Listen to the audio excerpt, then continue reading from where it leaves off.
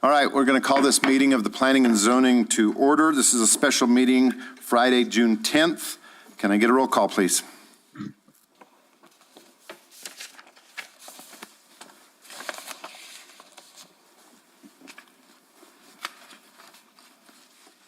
Commissioner Briley, I'm here.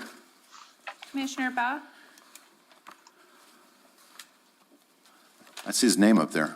I see his name.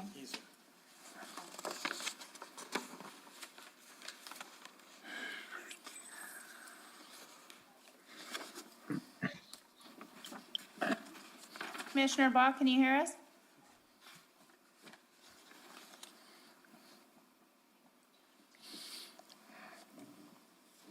Commissioner Byers, Here. Commissioner Michelina, Commissioner Ba, Here. Hi, Rick. Commissioner Michelina, Here. Commissioner Richardson, Here. Commissioner Rigsby, Here. Commissioner Williams. Here. Also present is Samantha and Stephanie for the Community Development Department, Tim Dodge and Ron Cena for Village of Ruidoso Administration, and Zach Cook. You do have a quorum. Not just a quorum, but we have everybody in attendance. We're going to start having Friday afternoon meetings all the time. All right, so we have two items on the agenda today. Can I get certification and compliance, Stephanie? I do certify that the meeting and property was posted in accordance with Resolution 2022-01 and in compliance with Section 5440 of the Municipal Code. Thank you. Can I get approval of agenda, please? I move to approve the agenda. Second. Motion is second. All in favor, say aye. Aye. Aye. All right, so we have two items on the agenda today. They are related, so some of the discussion for the first one might carry on to the second one and vice versa. So we are going to take these separate because one is a conditional use and then the other one is a site plan, which may be a little bit more in detail. So conditional use approval case CU 2022-198. Samantha, can you give us an update, please? Thank you, Chairman, Commission members. This request comes before you to develop up to 20 individual multifamily structures in a C2 community commercial district located at tracks 6, 7, and 10 of the HF Investors Tract, commonly known as 1114 Meacham Drive. Track 6 is 0.5002 acres, track 7 is 0.5278 acres, and track 10 is 1.2489 acres. This is a total of 2.2769 acres. With enough time to have a surveyor complete the work, this would be combined into one large tract to just be the 2.27969 acres. The development would connect to all public utilities. The homes would be held in the Village of Ruidoso Housing Trust to be leased to displaced families of the McBride Fire and long-term to be used for workforce housing initiatives, serving households up to 140% LMI in accordance with the Affordable Housing Act. We have Ron Senna that will be discussing the application on behalf of the village, as I'll be corresponding regarding the case studies I've prepared. Go ahead, Ron.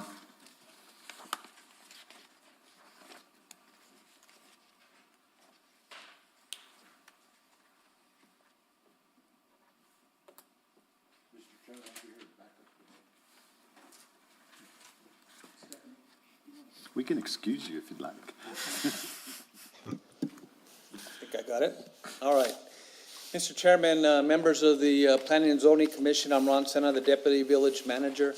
This property that we're discussing today, we are going to develop long-term rental housing on this property. We were anticipating placing 19 manufactured modular homes on the property. The main was for the displacement of the residents from the McBride Fire. That is our initial goal. We are building a housing initiative regarding this and also creating a housing enterprise fund. So once we do have with the residents that are displaced, we're able to utilize FEMA funding up to 18 months for rental assistance on this property. We also want to do long-term rentals on this property following if the displaced residents have relocated from these properties, from these modular homes. We would bring in workforce housing. So we're able to have this housing for teachers, for police officers, firemen, firewomen, nurses, et cetera. So we want to be able to utilize this property for these houses. Right now, we're looking at 17 units ranging from a 1-bedroom to a 3-bedroom modular manufactured homes.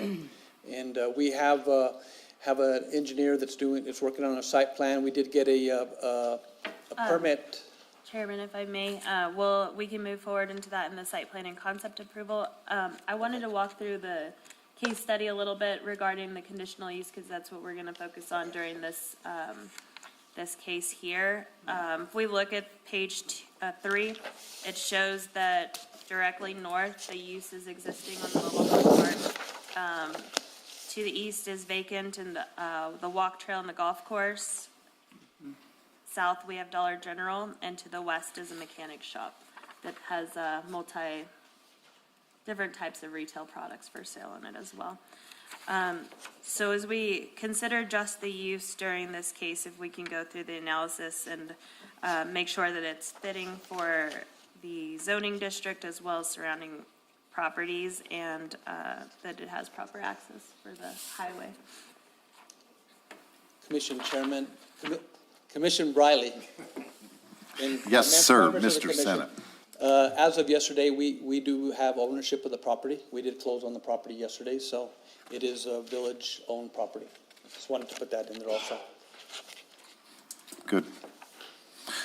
So, do you have more, Sam? Does Ron have more? Regarding the use. Yes, the that conditional is use.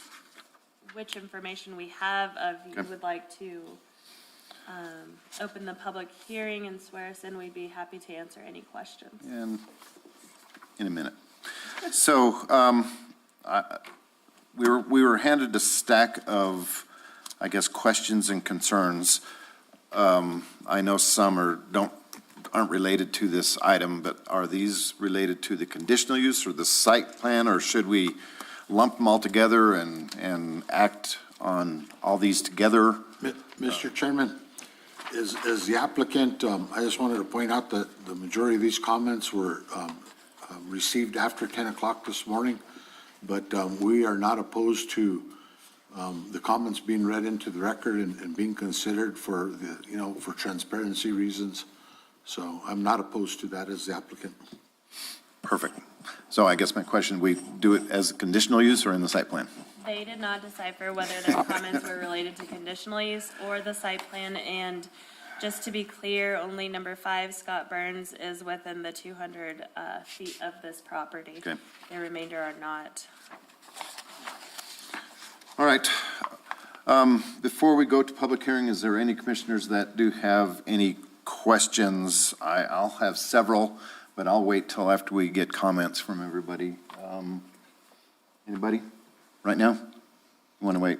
Questions about the conditional use? Yes. Or questions about, I do have one. It indicates that it'll be 20 individual multifamily structures. The proposed manufactured homes, as you stated, they're not multifamily structures. So the request is inaccurate as it stands, in my opinion. Maybe somebody could help me understand the 20 individual multifamily structures Yeah. as it relates to the And then manufactured there's home. a height of 2 to 3 stories. Usually later it's on. 2 to 4 is the definition that the FHA and HUD has for a multifamily structure.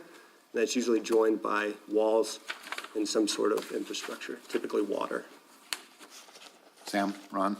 So our code allows for multifamily structures containing 4 or more dwellings, so we will be placing more than 4 dwellings on this property, which our code defines a dwelling a structure used to be occupied by a single family.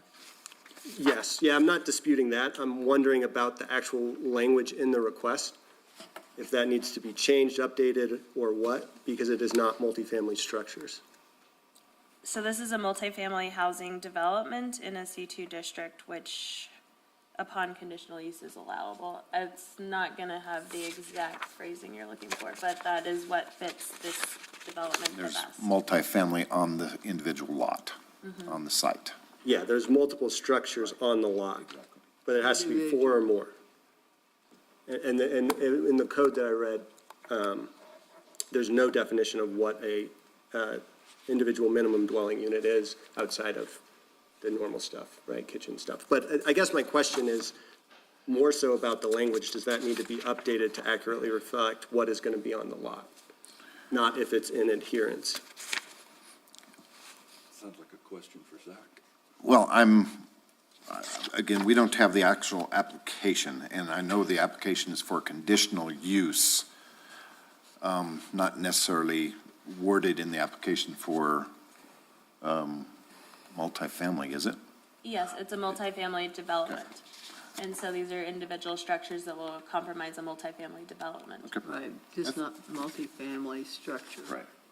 It's just the language after 20 individual multifamily structures. The multifamily structure is inaccurate. It's 20 individual dwelling units in the request. It's minor, but I know what you're saying, yes, Yeah, I see. yeah, okay. Created a multifamily development. I don't think that's going to negate what we're doing today for the conditional use. Okay. It might for the site plan, because they're not. All right, anything else, commissioners? Okay, I'm going to open this up for public hearing. We do have several people that are here, and I see some that are online. So I'm going to ask the ones that are here to stand if they're going to talk about this so they can be sworn in. And then as the online people come on, I'll ask them individually to swear in. I see there's a question, but we'll wait till the public hearing. So anybody in the audience wishes to speak on this, stand up, raise their hands.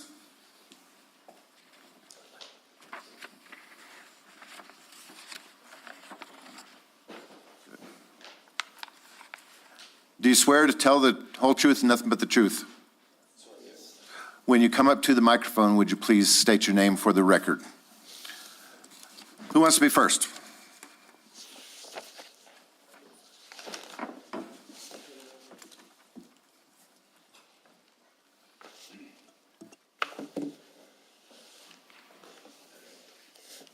Commissioner Briley, Council, my name's Lawrence Chavez. I'm a resident of the Village of Ruidoso and also the Chief of Police for the Village of Ruidoso. The housing issue has been a real pandemic, associated with others for the Village of Ruidoso as far as recruiting and staffing of the police department and dispatch. I've had numerous candidates over the past year easily that have been very interested in coming to work for the Village of Ruidoso that haven't been able to find housing here. The housing they can find is not affordable to the positions that they're applying for. I've had officers from other jurisdictions apply and get hired and move here, and they were able to find housing. And whenever they've used the recruitment to tell how great it is, and they're very interested and fill out applications as soon as they start actively researching for housing, they can't find any. So we've lost out on good quality applicants that way also. So we have been using recruiting efforts. We've gone outside the local areas as far as, we attended recruiting fairs in other jurisdictions. But the unfortunate thing is once the research of where they're going to live at, once it gets to that point, we're losing quality people to be employed by the Village of Ruidoso. Thank you, Chief. Also, I think there will be questions later about police activities and stuff like that in this kind of, so I hope you stay around. I will. Who wants to be next? Mr. Manager? State your name, please, when you come on. Good afternoon, everybody. My name is Ira Pearson. I'm the Lincoln County Manager. Prior to April 12th, we had an issue. April 12th brought it to everybody's eyes, right in front of us all. I got hired in September of 2020, and my salary was $80,000 a year. And I looked in Lincoln County, and I searched and searched. I couldn't find a house that I could afford. I live 25 miles northeast of Carrizozo because that's where I could find a place to live. I think when somebody's making $80,000 a year and they can't afford to live near here, that's an issue. And I know that's a personal, but it is personal to me, is that I couldn't find a place to live where I worked, near where my office was or where I spend all my time working. I do like where I'm living, don't get me wrong, but we've had this issue. Now, over the past year, the Village of Ruidoso and the County of Lincoln have met with every agency, anywhere, anybody that would listen to us. How do we help? How do we fix? What do we do? And they wouldn't do it. Everybody said, oh, follow the state program. If you follow the state program, Ruidoso doesn't fit. You have to have all these parameters and all these different things, and you got to have this dot, and nowhere in Ruidoso would it fit. And me coming in, I've been here almost 2 years. They've been trying for years before this to find housing. And now all of us have seen, you go anywhere. What do you do if you make $40,000 a year and you want to move to Ruidoso area or Lincoln County? You can't go to Carrizozo and find a house right now. Carrizozo doesn't have any, anywhere, and go to Corona. There's just not housing available. And so I think this is an innovative way to bring some housing and to start the process. And I think that it's well thought out. It's going to provide some benefit, and it'll continually be able to perpetually add more housing as we go because we need it. We can't hire. We don't have anybody. We only have a certain amount of people, and they're leaving. And this McBride fire in the Ruidoso area has definitely exacerbated this problem. And we've got to do something. So I'm asking this commission, please allow this to go through and make it work. Any questions? Thank you. Thank you. Next in line, come on up. State your name, please. Commissioners, my name is Cheryl Gerthy, the HR manager for the Village of Ruidoso. And just to echo kind of what the police chief was saying, for staffing in general, we've definitely had our challenges. We have currently we've recruited and trying to onboard a new assistant fire chief and emergency manager, and we're having to assist them in helping to find housing for them. They're struggling to find that, and we need those key positions here. We've also had other very important applicants for positions that can't find housing. They're in the works 3 months, still can't find housing. They want to be here. I have had a couple of other employees that thought they could live in their travel trailer temporarily until they found something, so they came on down and then had to leave the village because it's not feasible for a family of 3 or 4, to live in a travel trailer long term. So we desperately need it to be able to keep up the level of service that we need to provide to the community. Other businesses need it as well, so we can get people moved in to the community. Sure. Chairman, if I may go next. Go. Yes, ma'am. Samantha Mendez, Community Development Director. I was actively involved with our recovery plan efforts after the McBride fire and working with the Board of Realtors and a group of them that we contacted short-term rental property managers and also second homeowners trying to see if they could convert their properties to long-term rentals for our displaced families. After numerous hours and contacting them, we were only able to come up with options that weren't feasible, that were not long-term, and not affordable. We were seeing $2,400 a month rentals being offered to our displaced families, which is not attainable for many of the folks that were displaced. So the option and the comment that we often get, because that is a function of my department day to day, that we have 1,000 short-term rentals in our community that could be used to help our workforce, is not an option. Thank you. Thanks, Sam. Next, please. Come on in, Bill. Can we get him a microphone?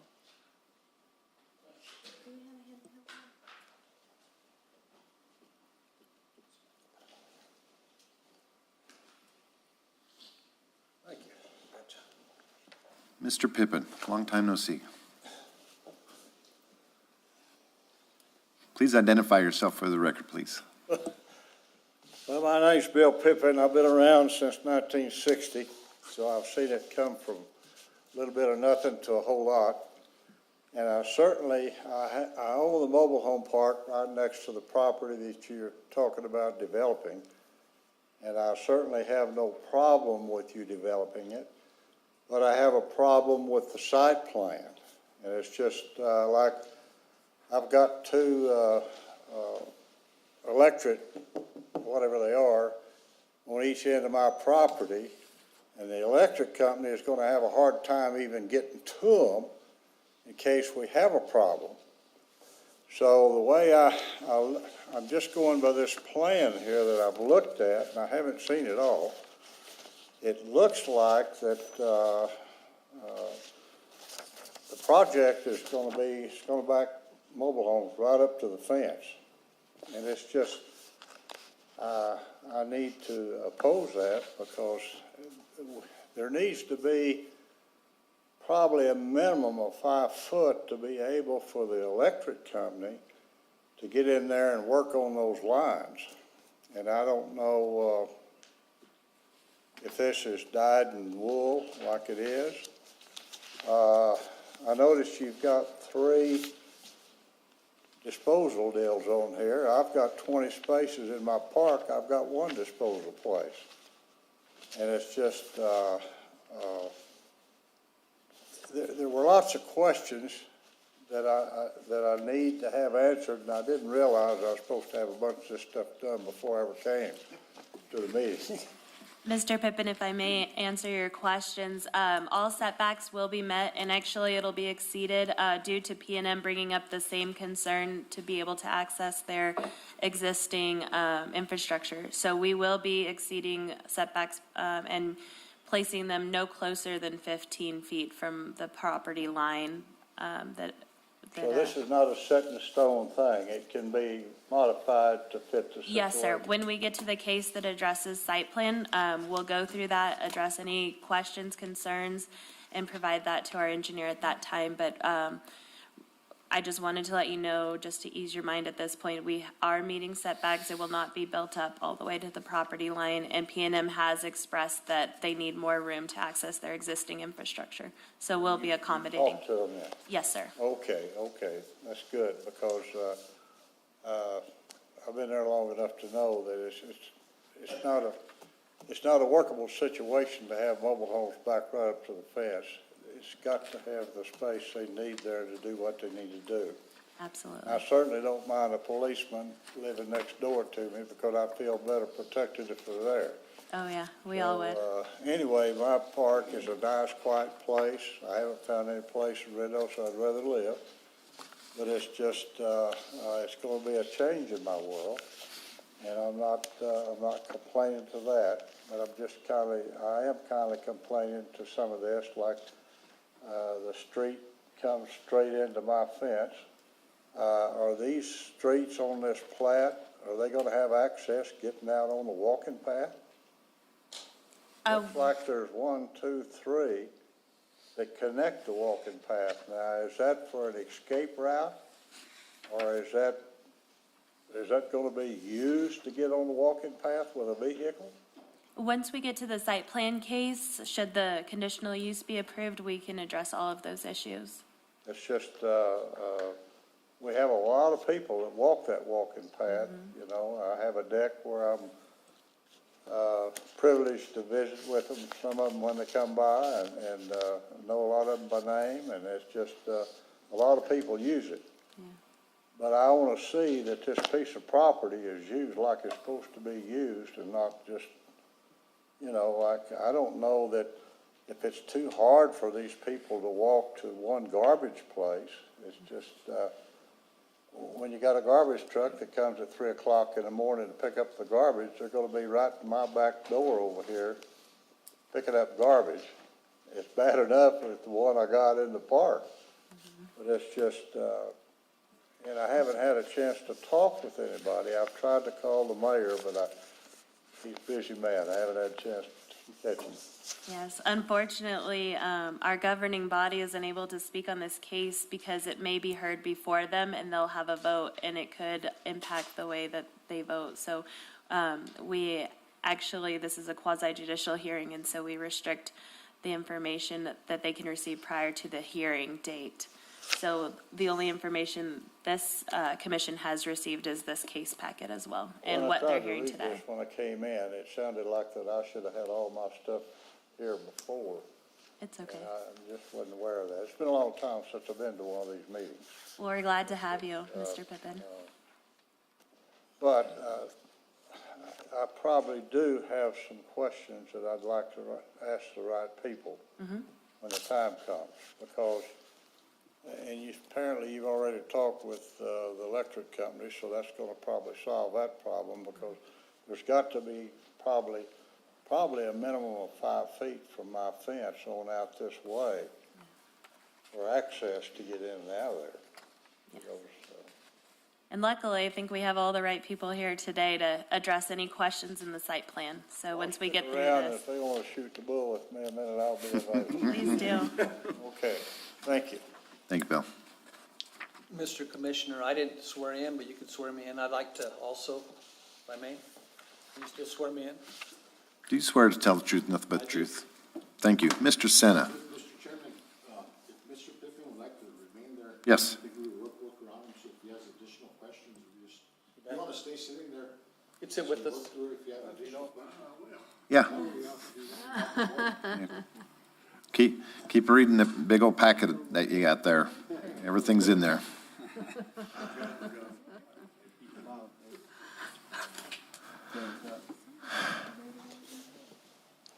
Go ahead, Ron. Mr. Chairman, members of the commission, I just want to echo what the county manager stated. We've had a housing shortage here for years. I moved here in 2013. At the time, I had to find me a place to live, couldn't find a rental. And we have, the village itself has, at one time, we had like 60% of our employees that are having to commute from other locations, from Alamogordo, Tularosa, Capitan, Carrizozo. And look at the gas prices now, and we want our employees to live here locally in the village of Ruidoso so they can have that pride and always live in the community that you work in, that, pay the gross receipts tax. It builds our economy. And, and the fire, and then we got hit by the fire, as the county manager stated too, and we have a lot of residents displaced. And we really have worked hard in trying to get this plan going with the leadership that we have with our manager, and moving forward with trying to get housing here, being creative and setting a plan and trying to get housing that we could be affordable for retail. I mean, a lot of these restaurants, businesses, they're all, every business you go to has a help wanted sign. You go into a restaurant, they don't have enough staff, so they're having to close early. There's restaurants not opening.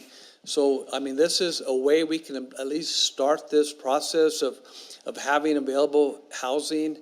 And some families, they work 2 or 3 jobs, they have kids, they don't have a place to have childcare. So, I mean, we have a lot of issues that are falling on the village of Ruidoso and Lincoln County, as the county manager stated. So we just want to, we hope that you move forward and you do approve our what we're here to discuss here today, and we will have a great project, and we want to just be Ruidoso as a, be on the spotlight and show all around these other communities that had the fires, also be able to say, hey, we're working together and we're getting these projects done. I'd like to make a comment and ask a question. is there a problem with people in Ruidoso, living in Ruidoso Downs? I don't understand the question. Is there a problem? Well, it's just, what I'm coming to, there's a beautiful piece of property across from the racetrack up on the hill there, and it actually belongs to a family named Hill. It's flat, it has water rights, it has utilities available, and I think, I have no idea what the price is, but I tell you what, the mayor's really good about buying stuff, and it's just, if somebody showed him that property and turned him loose on them, they might could get that. I would think that there could be some low-cost housing put there, which would be really nice, in this nice flat land. You've got the little incline going up the hill there, but you got an incline going up to the motel. I have heard the mayor of the Downs, and he talks about the same issues of workforce housing and stuff as well. And I've heard the mayor say the same thing from Ruidoso Downs. So I'm sure that these gentlemen here in this room have talked to the Downs, talked to the county, and all the agencies around here about working together on these efforts. So I see head nodding. So I'm sure they've talked to the mayor. Well, it's nice property.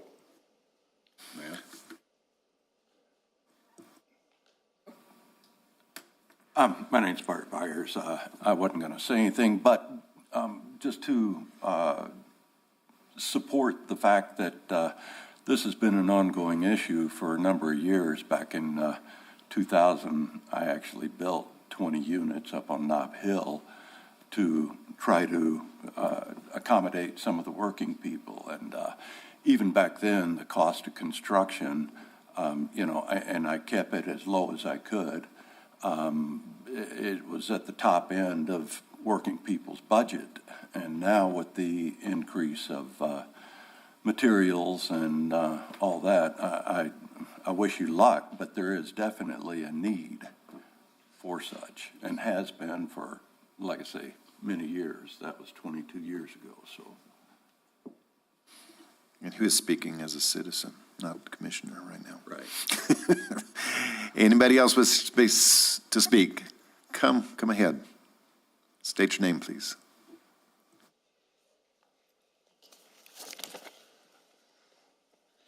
Hi, I'm Deborah Dowds. I'm the Executive Director of the Ruidoso Valley Chamber of Commerce. And I just wanted to get up here and be a broken record once again. We probably get in our visitor center a request daily, if not more than daily, from people who are looking for somewhere to live. They say, we keep a list of the companies that have longer-term lodging. Of course, very rarely do they ever have any availability, but we send that out, and it's probably at least daily that we get a request for that list. So people are looking. It's very difficult to find. Our visitors are noticing that the restaurants are closed when they're here on a Tuesday or Wednesday, and they come in and they say, okay, where can we eat dinner? And it's very difficult to figure out what restaurant might be open during the week for our visitors. And if we don't do something to change some of this, and our businesses are struggling. I don't know if you could go in a business today and not see a help wanted sign. So it's critical. It's something that's needed. I know that there's still a lot of families that have been displaced by the McBride fire, and I feel that this is a good solution, and I know there will be more coming, but right now we need something immediate for the village. Thank you, Deborah. Say. Who else wishes to speak on this topic that's in the audience? Seeing none, how about online? Is there anybody that wishes to speak for or against this? I see Ms. Burns. Yes, thank you. Yes. Mr. Chairman. Lisa Burns. Lisa, you have to swear to tell the truth, nothing but the truth. I see a hand up. I have my hand up. Okay. Go ahead. So you'll have to trust me on that. All right. We're the owners of the Dollar General, and my husband was briefly on this Zoom meeting, but then I see him disappear. He's on a ranch riding horses, so maybe he lost the signal. So I'm just going to say that the comments we have are really reserved for the next part of this session. But I myself here am a commissioner on the County Housing Authority. So I have great sympathy to what I'm hearing from the people who have testified so far. I would just say that obviously you have more need than these housing units can provide. So you might want to think of establishing some kind of priority list for those that were displaced by the McBride fire, because you're going to have hundreds of people who probably would like to move into these units. And we're very happy to support them. I'm not speaking for Dollar General right now because they haven't had a time to really look at this project, but as landowners and neighbors to the property, we certainly support this use. Thank you very much. Anybody else online that wishes to speak for or against this conditional use? Speak up. Going. All right. Anybody else in the audience that wishes to say something that they haven't said yet before and wish to speak one more time? Hearing none, I'm going to close the public hearing.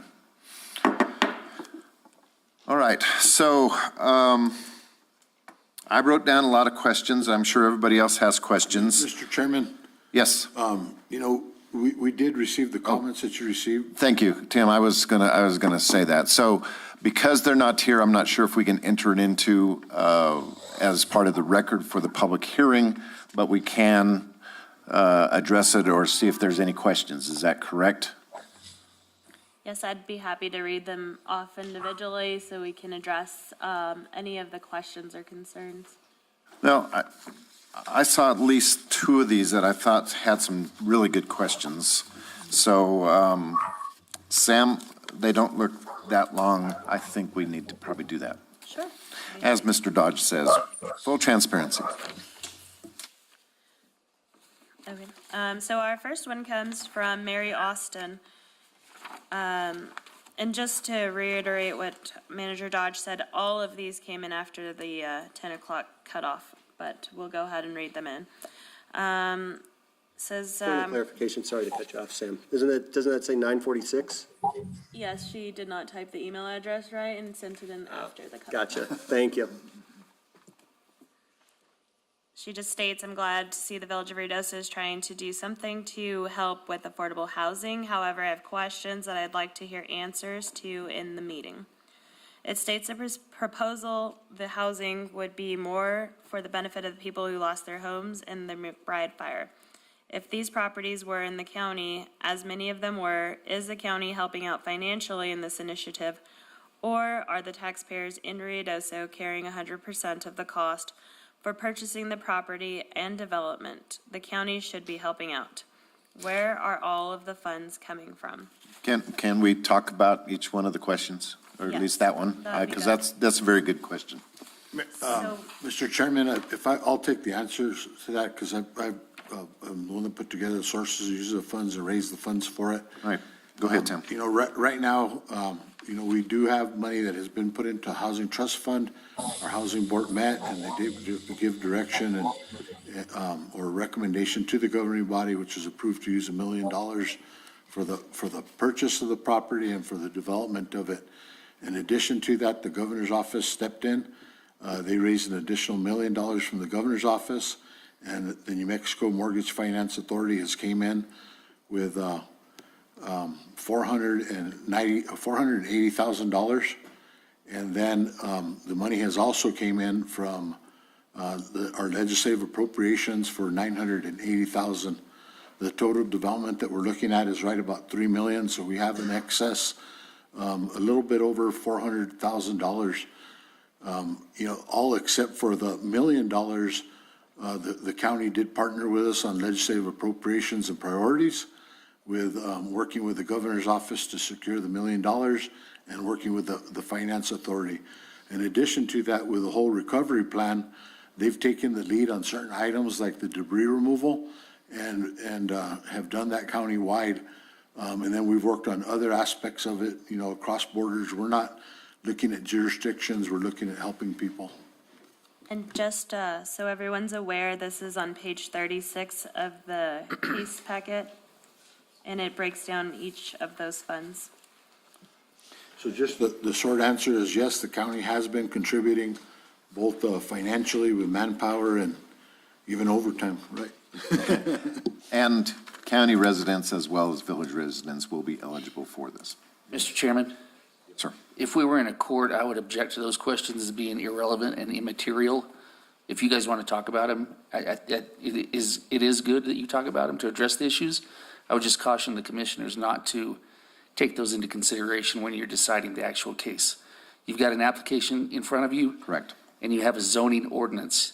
Your job is to apply that zoning ordinance to the application in front of you. And these are outside of it all, but they're good for information for you guys and the Their public. information, it's kind of questions I think we all have anyway, yeah. Sure. Thank you.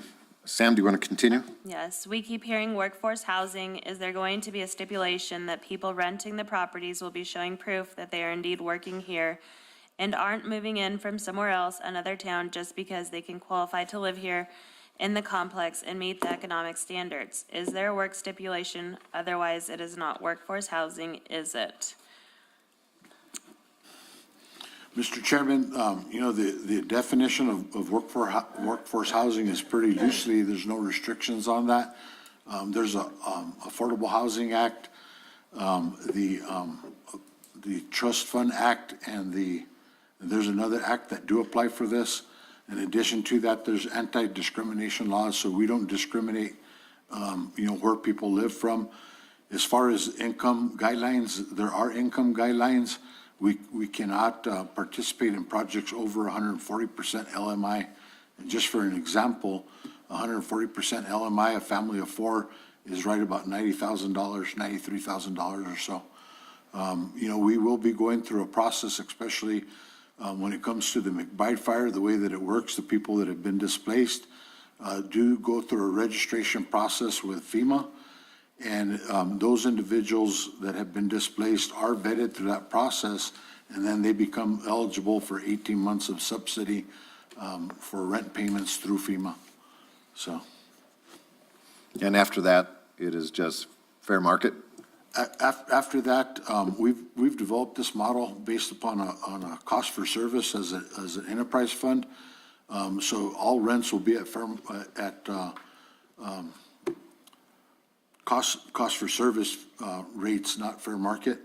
And then, after the FEMA subsidies run out, then we'll be working with these people to either work with the New Mexico Mortgage Finance Authority and or local lenders that have their programs to get them into permanent housing, or to get them subsidies through the Regional Housing Authority to stay within these homes. Okay, and Sam, I think the next paragraph was answered with the 18-month, Okay. and that was one of the questions. The next question was selling them. These are not going to be individually owned, is that correct? Mr. Chairman, that's correct, and some people may be referring to an RFP that we put out. In this RFP, and one of the things that we're doing to make this an affordable project is that we've put out an RFP that is also allowing individuals that have been displaced or lost their homes as a result of the McBride fire to piggyback off of our purchasing.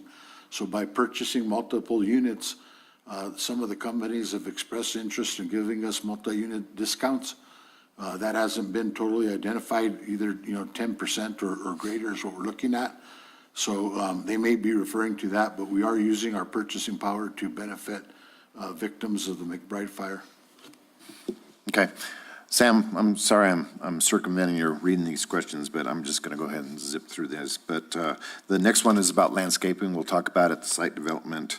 And then the other two are about rules and regulations, restricted covenants, and all that kind of stuff. And there will be things for like restricted covenants and rules and regulations on these, I guess, village-owned properties, correct? Mr. Chairman, it's my understanding going through the closing that there is no restricted covenants on this property.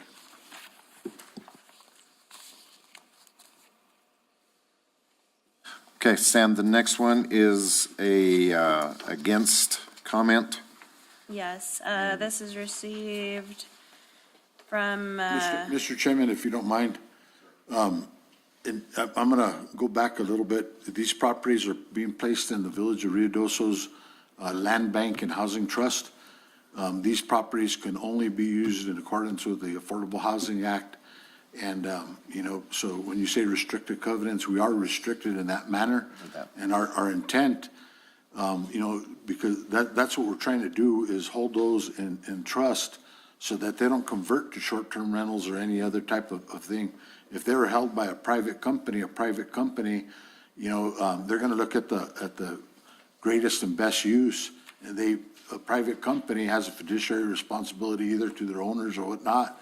They could very easily convert that to short-term rentals. By holding it within the housing trust, they'll remain long-term rentals.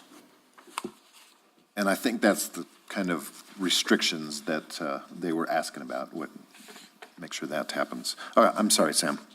nope, no problem. So the next one says, we were surprised to hear a conditional use permit was coming before P&Z this afternoon to change the originally well-received plan of 55 apartments to 19 manufactured homes. Housing has been an issue for Ruidoso for more than a decade. This problem has been accelerated by the devastating McBride fire. We understand the need for housing and to get housing quickly, but we're disappointed to hear the newest solution is a fraction of the originally planned occupancy. With so little buildable land within the village, it is our best interest to look at a short-term solution for a long-term problem. We'd ask the committee to reconsider the request due to the fact that Workforce Housing Committee hasn't had a meeting to weigh in on this change in plan. We realize the village has been working hard to find a solution on the housing issue after the failed Mashburn property, failed Cree Manor property, and failed Elevate Hotel option. But there are 1,500 short-term rentals in the community. We'd ask the village to look at a more creative option to find housing for those displaced from the McBride fire. And then there's an additional, it says, upon further investigation and review, we realize this is a different property on Meacham than the one originally proposed for the 55 apartments. The confusion within the packet is including the traffic study from the other property. We would still ask the committee to reconsider this conditional use and look into the 1,500 short-term rentals that are vacant for part of the year for housing individual displaced by the McBride fire, and look to use this prime commercial real estate to bring new industry or one that is needed to get funding for 55-unit development. We realize this amendment to our original comment comes after the deadline, but would ask for it to be included as an updated comment for the meeting. Thank you, Brandon and Kelly Johnson. And Sam, that was what you were talking about. You have worked with the short-term rental people and the I guess like the Verbo people and everything, and there's no agreement to be reached, and I think that's what their comment was. Is that correct? Yes, that is correct. And then the village has not presented anything as far as the Elevate Hotel, and Cree Manor never went anywhere because their combining of the lots were not approved. Okay. I'm going to zip through these. So we have Mr. Trosper from the university saying in favor. We have the Chamber of Commerce, of course, saying in favor. And then we also have the owners of the Family Dollar that we also have letters regarding that and some of their questions that they've already asked for. So, Mr. Chairman, the final one is a letter of support from the Workforce Housing Chairman, Mr. Todd Oberhue. And from the last comment, I'd just like to reiterate that the Housing Board was present at the special council meeting, and they were all in support of development of 1114 Meacham Drive. okay. Mr. Chairman, if I may, there was, in one of the comments, I'd like to provide a rebuttal to it, and just clarification. The Village of Ruidoso at the 1102, I believe, is the address, Meacham, the property that we own next to PNM. We are working with the Workforce Housing Board, and we do have a lease agreement on that for development with Mesa Apartments. They didn't come out on the top score for the workforce housing project that we're looking at, but they are going back for round two, and they have been engaged with the New Mexico Mortgage Finance Authority to approach that project.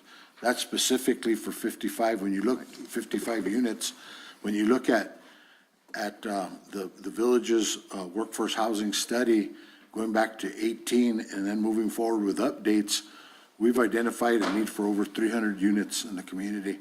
So this isn't, the solution to workforce housing, but it's a start. It's a piece of it. We're still working on other things that are going on. So that was going to be one of my questions about the relationships to the other one that we had, the 55 units, and this one is just kind of just down the street from that. So that is continuing. That is correct, right? So this is a separate issue, and I know we talked about the traffic studies that I'll ask about, that they're going to be kind of using the same sort of TIA for the apartments that they're using for this, just at a lesser scale. Is that, how's it relating to each other? Mr. Chairman, the study was used and we're updating the study. DOT, from my understanding, Ron has issued us an access permit to utilize that on a temporary basis. We're going to be looking for a more permanent solution. Those numbers will be updated for this property. The numbers, Chairman, are similar because they have the same cross streets. The cross streets do not differ. Okay. All right. I still have a couple questions, but I guess I want to hear from everybody else instead of me talking. I'm getting hoarse. Mr. Chairman? Yes. I have a question about the $3.6 million that we got in funding. Is it earmarked or exclusive to this project, or is it to other projects as well? Mr. Chairman, it's earmarked for this project. Okay. And do we anticipate using all $3.6 million to develop this property? Mr. Chairman, board member, it's under 3.6. It's closer to 3.4. I don't have the exact number, so it's approximately, I'll say approximately 3.5 million. But right now, the site plan that we're looking at and some of the costs, we're continuing to develop. Right now, we're right about 3 million on our uses of funds. So there's about 500,000 that we still have to work with. But there's estimates that we worked with, and there's a lot of speculation on the cost of some of it. But we are using the latest numbers to develop our site plan. Thank you. And Mr. Chairman, another question. For the village, this is one of the buildable lots that they just came into ownership this week, from what I said yesterday, right? It seems like this plan was developed in the near term. What was the timeline? I know that there was multiple special sessions. It'd be helpful to understand how we came to this conditional use, if possible. Mr. Chairman, a conditional use is attached to a property or a zone. This use is identified in the code, and we identified this property based on its location as the best potential for this type of a project based upon, the conditions of the property. I hope that answers your question. If you're looking for a timeline, I did request a special meeting of the governing body and a potential quorum of the housing board. I can't remember the date. It was within less than 40 days ago. I can't remember exactly. It's been a fast-moving process, as the fire moved pretty fast as well. But we have been moving forward, and the governing body did give us as staff full authority to expedite the processes to get this project complete. Mr. Chairman, another question, if that's okay. And so it seems like this particular project was in response to the McBride fire, using the housing authority as a conduit to get short-term housing for those individuals impacted. Mr. Chairman, this response is twofold. It's in response to the McBride fire and coming up with a solution to provide a short-term solution for the victims that have been displaced. I'm saying short-term, 18 months, and then work for a long-term solution on workforce housing.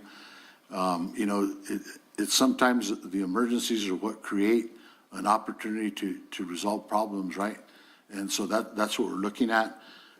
This program that we're setting up is a very innovative project. It hasn't been done in the state of New Mexico, where you actually create a housing enterprise fund. This fund will result in a revolving fund of resources going back into the housing trust to create long-term solutions for the long-term rental problem that Ruidoso faces.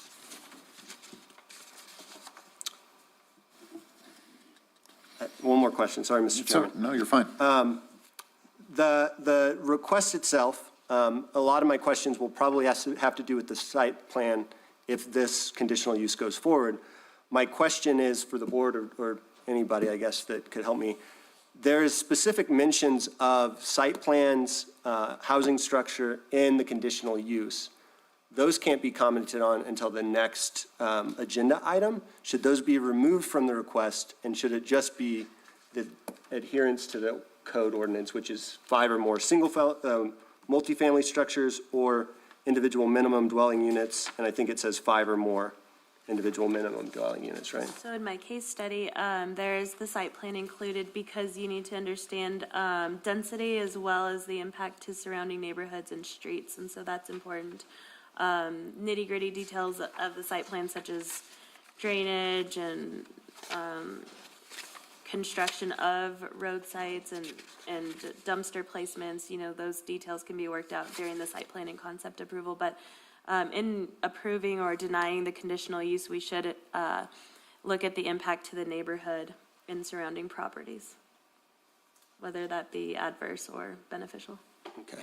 And so, Mr. Chairman, we can't vote on one without the other from that definition, in my opinion. Although it references, we still have to vote just for the conditional use. Are we accepting the use for this property as what the applicant is asking for? And then the next one, I think, is the site plan is all the rest of our issues and whatever. So, Sam, and I've done this in the past, some places that I've kind of combined these two for discussion and kind of suspend the rules. I think that's the legal term for it, Zach. Suspend the rules so you can talk about both these at the same time, but act on these separately. Is that? And Chairman, I'm fine if that's the direction you'd like to take the meeting. That'd be perfectly fine with me. Just to answer your question, though, you can't move forward with the site plan unless the use is approved. Right. So that it would kind of die there. Right, but I guess my point is, and maybe I shouldn't get on a soapbox, but the devil's in the details. This is important, and we know we need workforce housing based off the comments of the public that they've said that this is important. But how we go about the workforce housing, additional units for those in the McBride fire, is just as important as the conditional use for this property, in my opinion. My understanding is that I'm applying for a use. It's a conditional use permit. The use is independent of the site plan. The site plan, your conditional use will state conditions that the site plan need to make to be acceptable. And, you know, we are willing to accept additional conditions if those things are placed on the site plan. Yes, and I think we have to have a conditional use before we act at the site plan. Right, So I'm in agreement with that. Maybe the request came in with the language as stated. Mm-hmm. Is there a way to remove some of those figures just in case there is a change to the site plan? For example, in this hypothetical, if the board identifies that they don't want to go with manufactured homes, they want to go with modular that is multifamily in that property, that would change what it says, 20 individual multifamily structures, and it also says 19 spaces developed. understand what you're saying. Right. Sam? With manufactured and modular, they're both single-family dwellings. The only difference is the standards that they're built to. Right. Manufactured's built to the HUD code, and modular's built to the R1 building code. Right, but there can be modular multifamilies. There can be yurt multifamilies or Right. tiny home multifamilies or whatever type of structure you'd like to construct to house people that need somewhere relatively inexpensive to live. Mr. Chairman, and there is laws that you can't discriminate against manufactured or modular homes. No, but I understand what he's saying is a conditional use for X. Right. But we're defining with these 19 units, or what's wrong with having a conditional use for 50 units? Right. And it's, I understand what he's saying is, we're tying the site plan into the conditional use, saying that it's for this purpose only. And that could be a motion you make, since we're talking about them all together and kind of the same, that it's only for this site plan. That, or something. That's why we've limited ourselves with density and said up to 20 units maximum, just due to the limited amount of acreage that we have to work with. And we feel that this still spreads it out and doesn't make it congested and offers a good quality of life for our residents. And the use is existing on the adjacent property. All right, so, understanding what you're talking about, I'm going to digest it in my head and ask the other commissioners if they have questions. I've been. It's okay. Commissioners, any other questions for Vicki? Yes, of Yes. course, of course. Go ahead. Is there not a way to take the number out of the conditional use request and put that in the site plan development instead request for approval? I mean, that would Mr. seem Chairman, to as the applicant, we would be amenable to that. Still get it, it's just in the right place. Right. Bart? I say let's get the deal done, and if we need to modify it, we come back. Good. Rick, do you have any questions? Yes, Mr. Chair, ahead. I'd like for our legal to weigh in on this, please. He's here, he's laying. Do you have a specific question, Mr. Ball? I have no problem with what you guys. In regards to the discussion of the modular versus the manufactured housing for the conditional use, do you see any conflict here? I don't. No. Thank you. Is that all you had, Rick? Ron? Yes. Ron, did you have any questions? I think I was gonna wait until we actually did the site plan. Correct. And I guess I'm going to ask my questions at the site plan as well. So let's talk about the conditional use for this property to be used for a multifamily units. Yeah, multiple family units. So if there's no more discussion from the commission, anything else from the applicant? I'd appreciate your consideration. Thank you. Yes, sir. All right. What do y'all want to do? Ready for a motion? Mr. Chairman? Yes. I don't know if this is the right Robert's rule, so I apologize to the committee or to the commission. I move to strike any references to numbers within the conditional use and just say that this property would be opened or could be developed pursuant to the facts as a, what's that? To have 4 or more units. According to the building code, which says I think it's 5 or more individual dwelling units, 4 or more individual dwelling units. I don't think we should put a cap in the conditional use, but adhere to the building code. I think the applicant is also agreeable with that. If you want to make a motion to state that.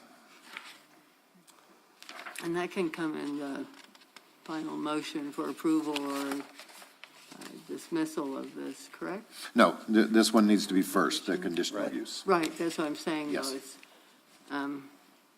the removal of the number could be done during your motion. My motion. Yes. Okay. I'm prepared to make a motion. We can get on with this. Yeah, let's We can go. get moving. Based on the findings of the fact 54-68, 54-8, I move to grant the requested conditional use barring, or if the conditional use request removes all mentions to maximum number of units and adheres to the building code, zoning code, excuse me, with the condition stated, with that condition and other conditions stated in this case report. We have I a second. second.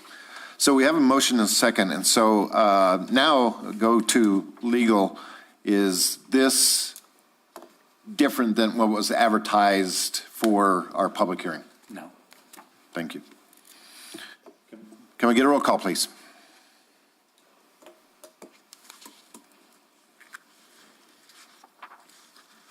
Sorry, I was writing the motion. Commissioner Baugh, Aye. Commissioner Briley, Yes. Commissioner Byers, Aye. Commissioner McElina, Aye. Commissioner Richardson, Aye. Commissioner Rigsby, Aye. Commissioner Williams, Aye. motion carries. All right, thank you. We have a conditional use for property now. Thank you, Mr. Chairman and board members. Oh, you're not done yet, Tim. Oh, yeah, just the beginning. Okay, we're going to take a 5-minute break. So let's be back at 3:11. Where's our clock?